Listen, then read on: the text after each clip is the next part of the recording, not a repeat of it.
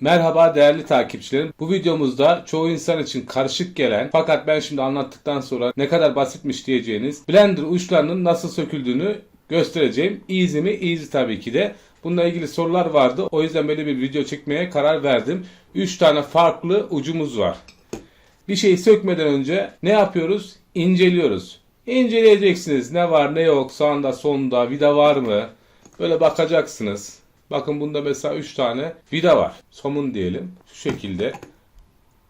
Bakacaksınız. Bunda vida vesaire yok. Şimdi önce şunu gösterelim. Bu vidalar olduğuna göre bunlar sökülecek.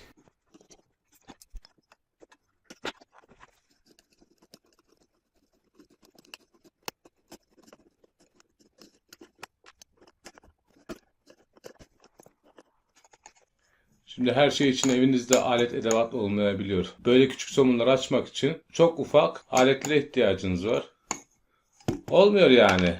Bizde de o kadar anahtar vesaire var. Ancak buna uymadı hiçbirisi. İkili yürüteceksiniz. Ne oldu? Bu kısım çıktı. Ancak hala gelmiyor. Başka vidamız vesaire kalmadı. O zaman ne? Buradan vuracaksınız arkadaşlar.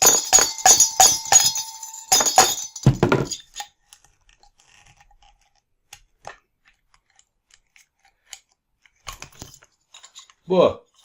İçi ne kadar temiz değil tabii ki. Şu anda da videoda görüyorsunuz pislik içerisindeydi. Öyle böyle değildi. Ben de bu konuda şöyle bir karar aldım. Demek ki bu blenderların çırpıcı kısımlarının arada bir temizlenmesi lazım. Yani öyle böyle değil. Gördüğünüz gibi çok daha kötüydü. Bazı yerlerini videoya eklemedim. Yani bu parçadan bulursanız değiştirilir. Birbirlerine uyar mı? Uyabilir de uymayabilir de.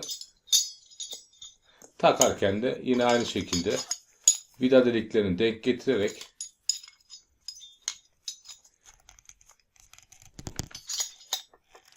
yerine oturtuyorsunuz. Sonra vidalıyorsunuz. Bu tamam.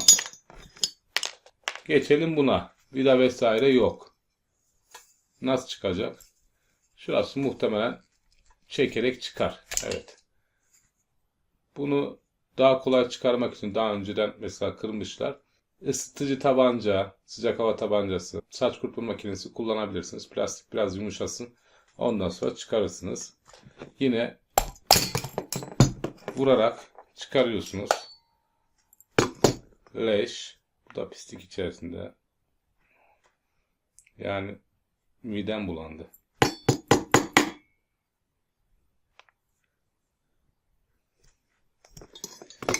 Gelelim buna. Bunu da gösterelim nasıl çıkarıldığını. Şurada 2 tane kanca var. Bu kancalar yukarı doğru ittirilecek metaller. Sonrasında bu çıkacak. Çıkarmayacaktım ama çıkarayım hadi. Çok sık sökmek de iyi bir şey değil. Çünkü bu parçalar zaman içerisinde kötü hale geliyor.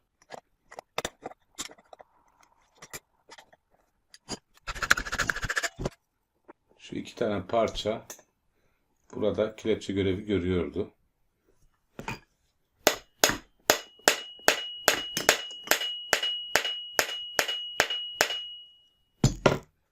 Bu parça bütün olarak kalıyor. Yani şu mil içinden çıkmıyor. Şuradan sıkıştırmışlar. İçerisinde de plastik bir parça var. Bundan dolayı yani şuralardan açarak belki olabilir. Çıkar ama zannetmiyorum.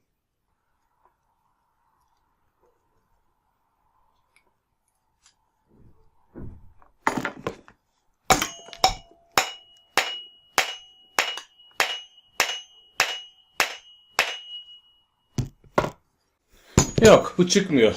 Çalışan bir şeyi de bozmak istemiyorum işin gerçeği. Çıkmıyor. Bu kadar arkadaşlar. Yani nasıl söküldüğü, ne kadar söküldüğü ile ilgili videomuza son veriyorum.